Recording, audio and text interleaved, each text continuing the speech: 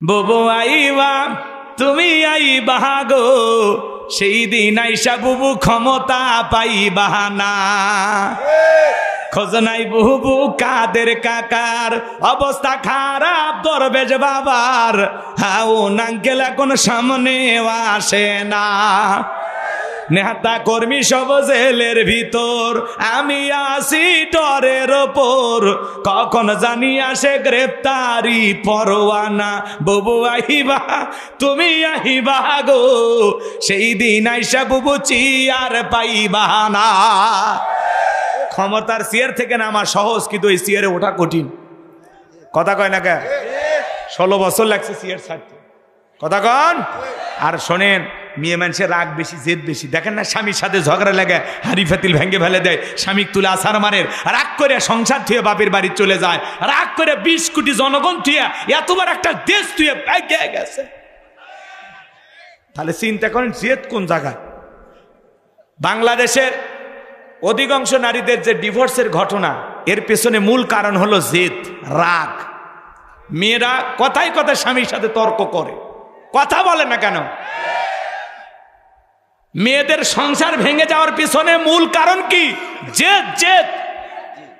প্রচুর পরিমাণে জেদি মহিলারা মুখে মুখে তর্ক করে, স্বামীকে মূল্যায়ন করতে চায় না। তো স্বামী চিন্তা করে, আমারে দামি দিস না, তোরে রাইকে কি লাভ, চলে যা। কথা না? ঢাকা শহরে জরিপ করে দেখা যাচ্ছে এখন প্রায় 40% বিবাহ হইতে দেরি, ডিভোর্স হইতে দেরি নেই, 40%। তাহলে চিন্তা করেন, এই বিবাহ বিচ্ছেদ তালাকের ঘটনা বাইরে গেছে, দিন দিন বেড়ে যাচ্ছে।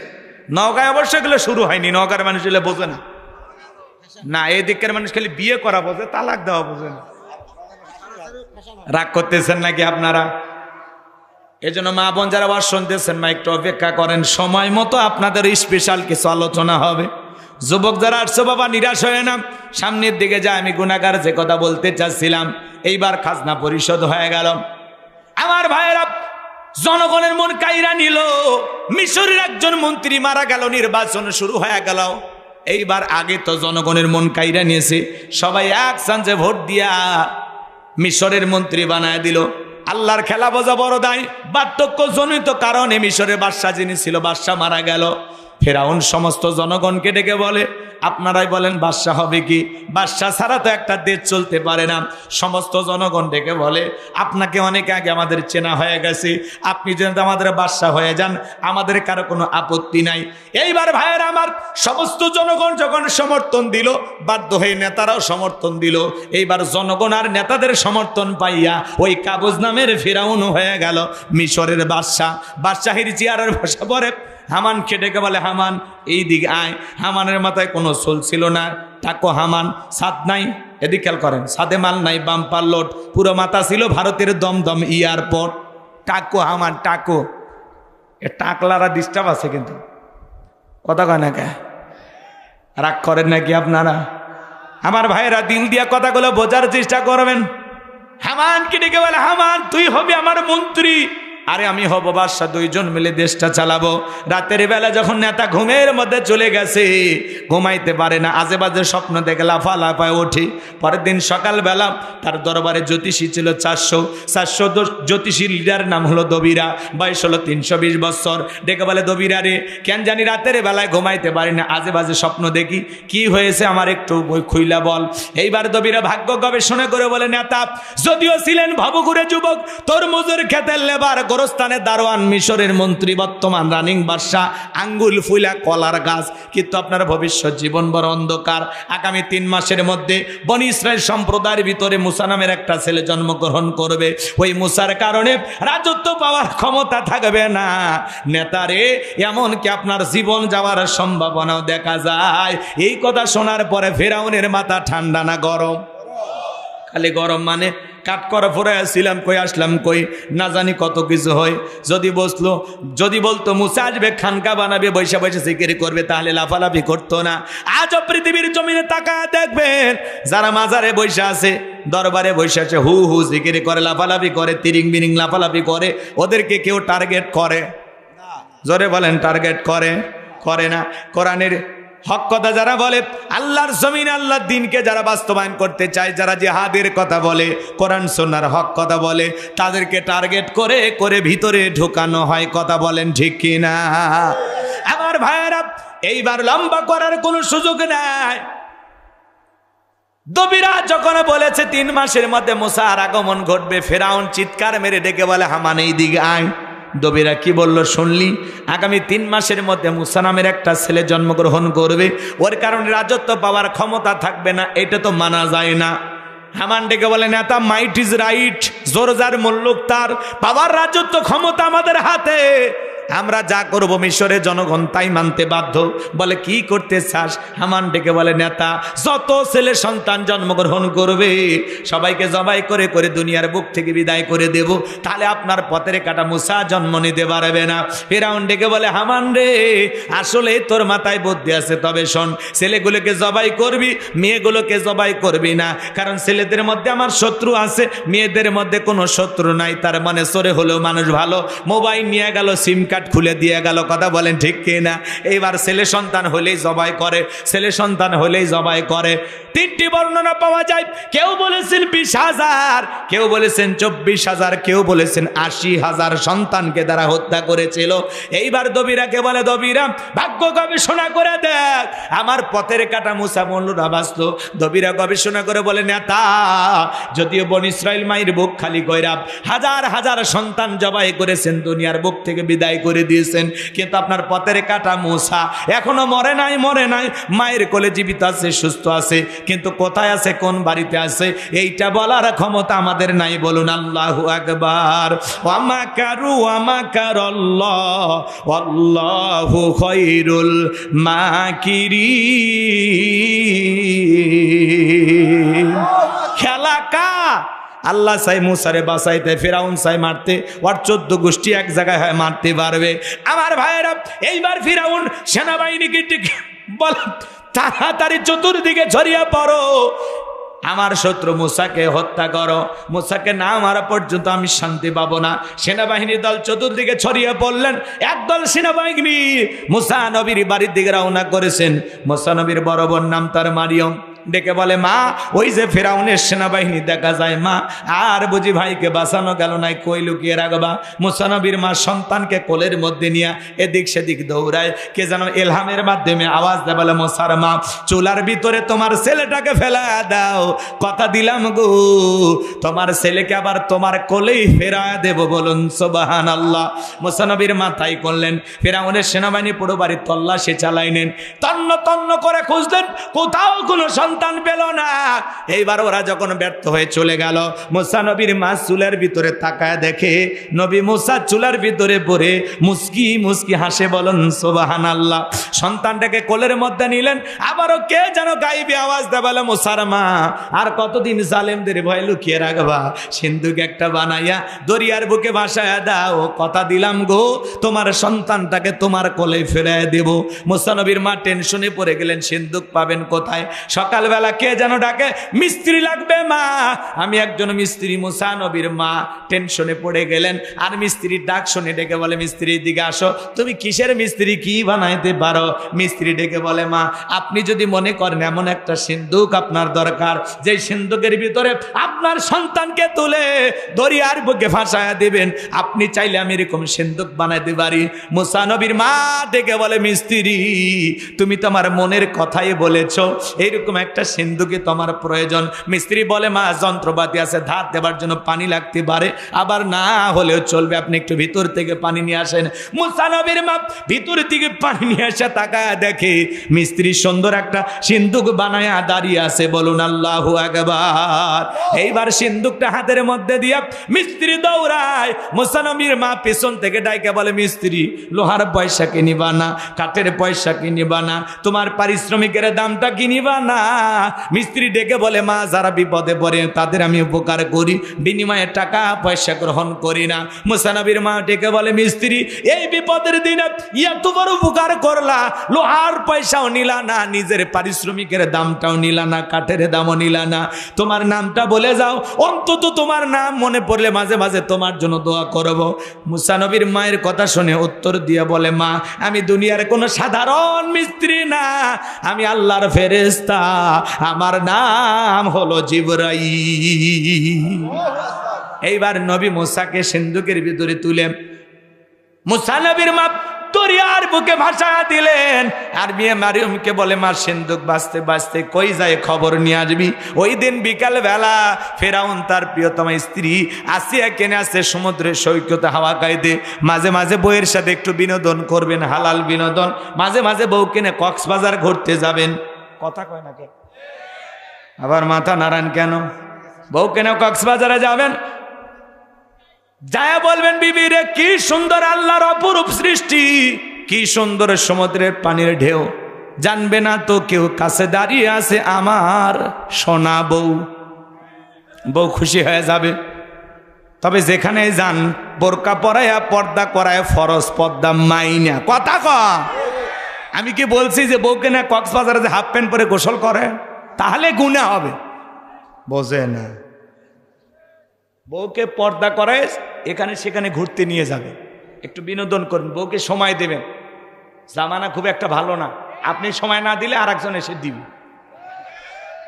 যে ভাবি চলেন একটু বেড়ায় নিয়ে আসি, তখন কি করবেন?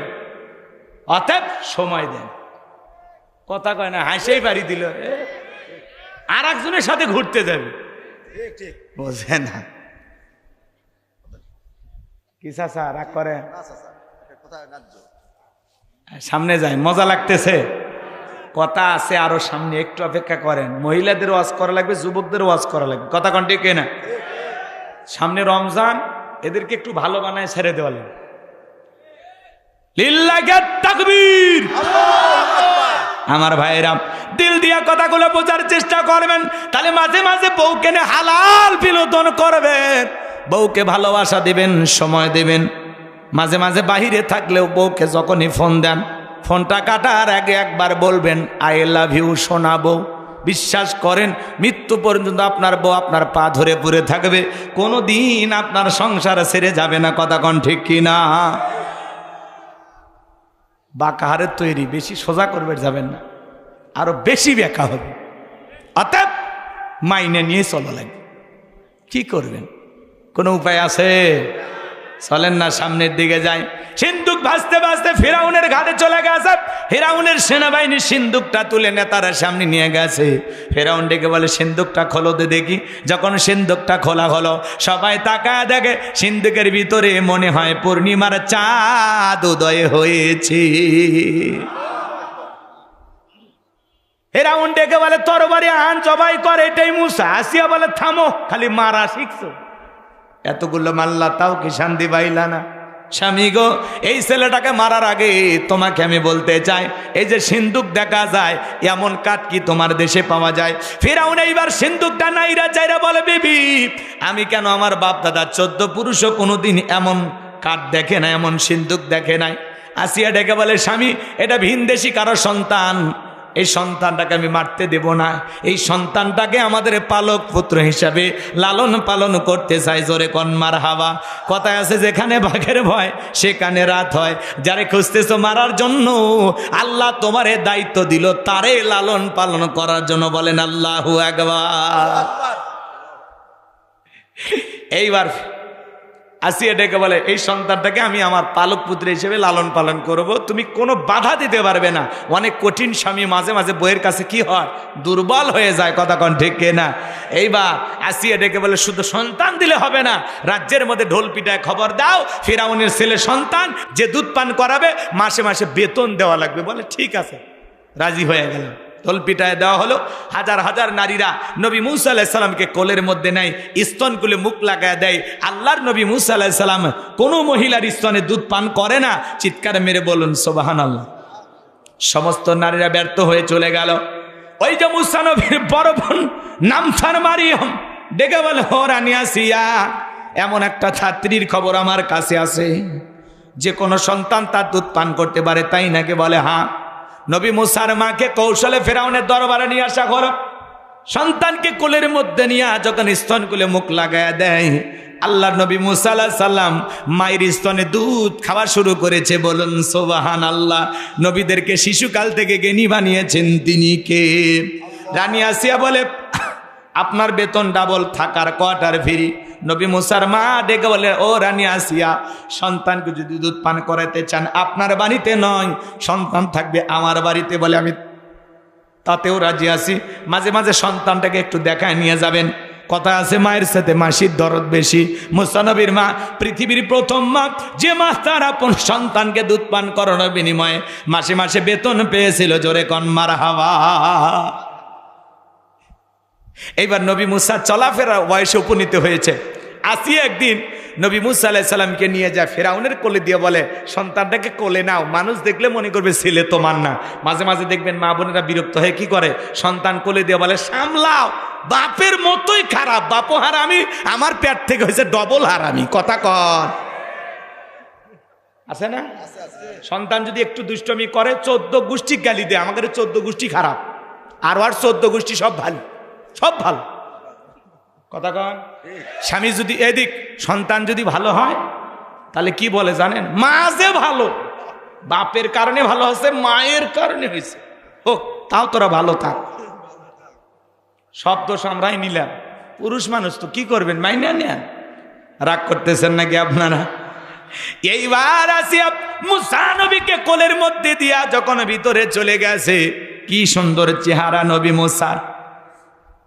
কাফের হওয়ার পরে অন্তর নরম হয়ে গেছে, চুমা খাওয়ার নিয়তে যখন ঠোঁটটা বাড়াইছে, নবী মুসা আলাইহিস সালাম 12 মণ ওজনের কচি হাত দিয়ে এমন একটা থাপ্পড় বসায় দিয়েছে।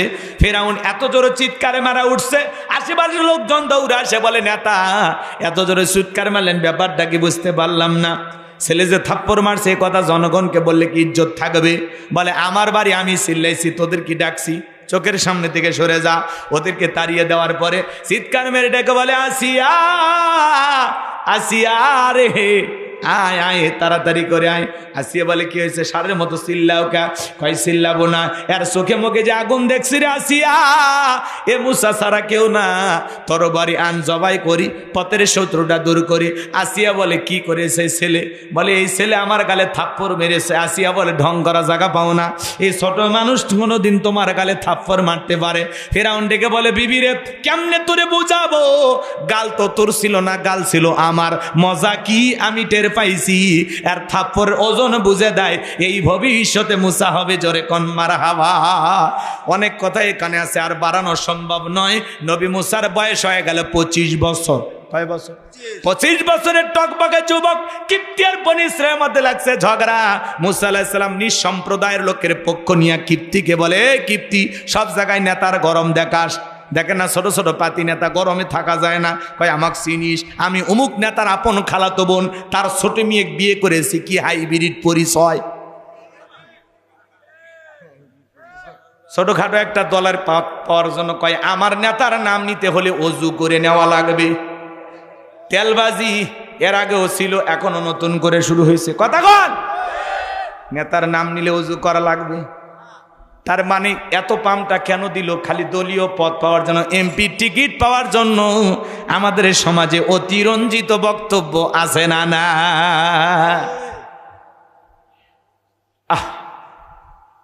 কোন নেতা কি বলতেছে ধুলায় অন্ধকার। আমি চিন্তা করি যে কায়দার পাম্পটি দেওয়া শুরু করছে, এত পাম্প কেন দিতে হবে? নেতার প্রশংসা করার অনেক মাধ্যম আছে। বলেন আমার নেতা মাজলুম, 16 বছর জুলুম সহ্য করেছিলেন, দলের হাল ছাড়েননি। হ্যাঁ, বাংলাদেশের সবচেয়ে বীর পুরুষ, অনেক কিছু বলেন, বক্তব্য দিবার পারে না। কয় নেতার নাম নিতে হলে ওযু করে নিতে হবে। আছে না নাই? এগুলো কি বলেন আপনারা? কি মাথাটাতে ঠিক আছে? একটু সংযত হয়ে কথা বলেন ভাই। এত সিনিয়র নেতা, আর আপনাদের মুখ থেকে এই সমস্ত কথা বের হয় কেন? সুদিন ফিরাইতে ফিরাইতে আমাদের ভাগ্যে কোন দিন যে চাপতেছে আল্লাহ ভালো জানে।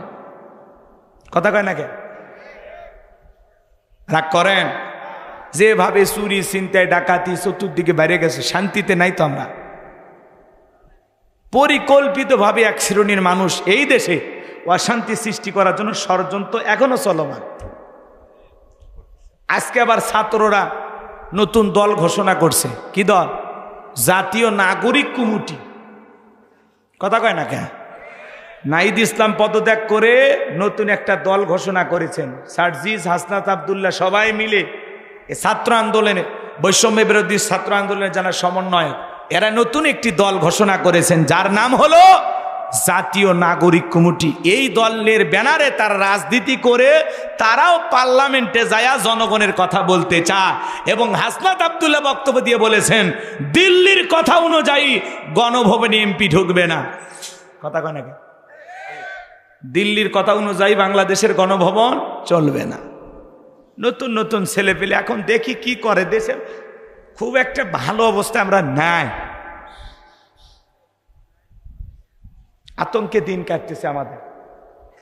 কি হবে সামনে আল্লাহ ভালো জানে। অনেকে আবার ডক্টর ইউনূস সাহেব কিছুদিন আসেন, এটা নিয়েও ষড়যন্ত্র করতেছে। কি যে হবে আগামীকাল আমরা জানি না। তবে যেটাই হোক আল্লাহ যেন এই দেশের মানুষের জন্য কল্যাণকর কিছু করেন। একটু জোরে বলেন না আমিন। আর একটু জোরে বলেন আমিন। আমরা মারামারি কাটাকাটি হানাহানি দেখতে চাই না রাজনীতির নামে। আর কোন মায়ের বুক খালি হোক এটা বাংলাদেশে আমরা দেখতে চাই না। কথা বলে ঠিক না? আর কোন টেন্ডারবাজি চাঁদাবাজি বাংলাদেশে চলবে না। নতুন শান্তির বাংলাদেশ কায়েম করতে চাই। কথা বলে ঠিক না? এগুলো আর দেখতে চাই না। নতুন কিছু করেন। দেখি তরুণেরা নাহিদ ইসলাম আরে মন্ত্রীর মর্যাদা নিয়ে চাকরি করেছেন, মাত্র ব্যাংকের অ্যাকাউন্টে মাত্র 10,000 টাকা।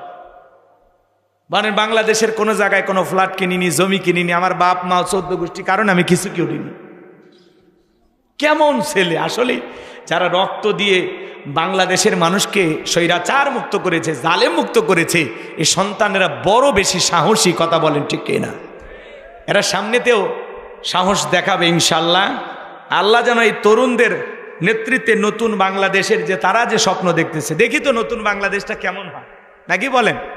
শান্তি চায়, ন্যায় বিচার কায়েম হবে। কথা বলেন ঠিক কিনা? আর তরুণদেরকে যে বলতে চাই তোমাদের বুক ভরা যে সাহস আছে, এই সাহসের মাঝে যদি আল্লাহর কোরআনটাকে সামনে নিয়ে পথ চলতে চাও, যে আমরা এই দুনিয়ার জমিনে আল্লাহর কোরআনকে কায়েম করতে চাই, বাংলার জমিনে আল্লাহর বিধানকে চালু করতে চাই, আমার বিশ্বাস সত্যি সত্যি বাংলাদেশে শান্তি প্রতিষ্ঠিত হবে। কথা বলেন ঠিক কিনা? কোরআন সুন্নাহর নিয়ম নীতি প্রতিষ্ঠিত হবে না যতদিন, শান্তি প্রতিষ্ঠিত হবে না ততদিন। মানুষের তৈরি করা তন্ত্র মন্ত্র দিয়া সমাজে শান্তি প্রতিষ্ঠিত করা যাবে না। এ সমাজে শান্তি কায়েম হবে সেই দিন আল্লাহর কোরআন দিয়ে জমিনটা চলবে যেই দিন। এই কথা বলে ঠিক কিনা? এই জমিন আল্লাহর আইন চালু হোক। কারা কারা লিল্লাহি তাকবীর, লিল্লাহি তাকবীর। হাত নামান ভাইয়েরা আমার। এইবার কিপ্তিকে আল্লাহর নবী মুসা আলাইহিস সালাম মারলেন একটা ঘুষি। এক ঘুষিতে কিপ্তি দুনিয়ার থেকে ডিলেট। ইন্না লিল্লাহি ওয়া ইন্না ইলাইহি রাজিউন। আল্লাহর পয়গাম্বার নবী মুসা আলাইহিস সালামের হাতের ঘুষিতে কিপ্তি যখন মারা গেল, নবী মুসা আলাইহিস সালামের বিরুদ্ধে হয়ে গেল ফিরাউনের দরবারে মার্ডারের মামলা। আল্লাহ ডেকে বলে পয়গাম্বার আর থাকা যাবে না, মাদাইনে দিকে রওনা করো। আল্লাহর পয়গাম্বার মুসা আলাইহিস সালাম মাদাইনে চলে গেলেন। শুআয়ব আলাইহিস সালামের দুইটা মেয়ের সাথে পরিচয় হয়ে গেল। পানি খাওয়ানোর ঘটনা আপনারা সবাই জানেন, ওইটা আমি আর নতুন করে আপনাদেরকে শোনাবো না। দুইটা মেয়ে যা বলে, আব্বা আমাদের বাড়িতে একটা রাখাল চাকর দরকার। এমন একটা ছেলে আমরা পাইছি, ছেলেটা অত্যন্ত ভদ্র। কয়েকটা ঘন্টা আমরা দুইটা বোন কাটায়া দিলাম, একবারের জন্য আমাদের চেহারার দিকে ফিরেও তাকায় নাই। বাবা গো, এই ছেলেটাকে রাখাল হিসেবে রাখতে পারেন, দেখে অনেক শক্তি আছে। শুআয়ব আলাইহিস সালাম রাজি হয়ে গেলেন।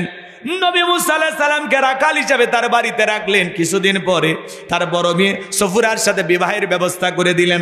8 থেকে 10 বছর থাকলেন শ্বশুর বাড়িতে ঘরে জামাই। এইবার আল্লাহ নবী মুসা আলাইহিস সালাম আল্লাহ তাআলা ডেকে বলেন, পয়গাম্বার আর কতদিন শ্বশুর বাড়ি মধুর হাড়ি, এইবার গাট্টি গুটি গোছাও, স্ত্রীকে সঙ্গে নাও। আল্লাহর পয়গাম্বার মুসা আলাইহিস সালাম স্ত্রীকে সঙ্গে নিয়ে যখন তুর পর্বতে আসলেন, আল্লাহ তাআলা এখানে আল্লাহর পয়গাম্বার নবী মুসা আলাইহিস সালামকে নবুয়ত দান করলেন। বলুন সুবহানাল্লাহ। আমার আল্লাহ বলেন ওয়া মা তিলকা বিয়ামিনিকা ইয়া মুসা। আল্লাহ তাআলা ডেকে বলেন পয়গাম্বার ও নবী মুসা তোমার ডান হাতে ওইটা কি?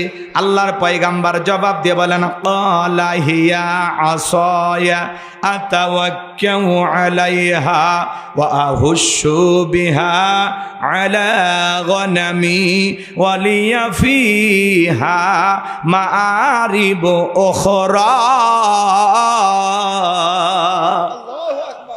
আল্লাহর পয়গাম্বার ডেকে বলেন আল্লাহ আমার হাতে এটা লাঠি, এইটার ওপর ভর দিয়া চলি, ছাগলের জন্য পাতাবাড়ি ইত্যাদি ইত্যাদি অনেক অনেক কাজ করি। আল্লাহ ডেকে বলে পয়গাম্বার প্রশ্ন করলাম একটা, জবাব দাও যাবে একটা। নবী মুসা কথা বলে কার সাথে? আল্লাহর সাথে কথা বলতে মজা আছে না?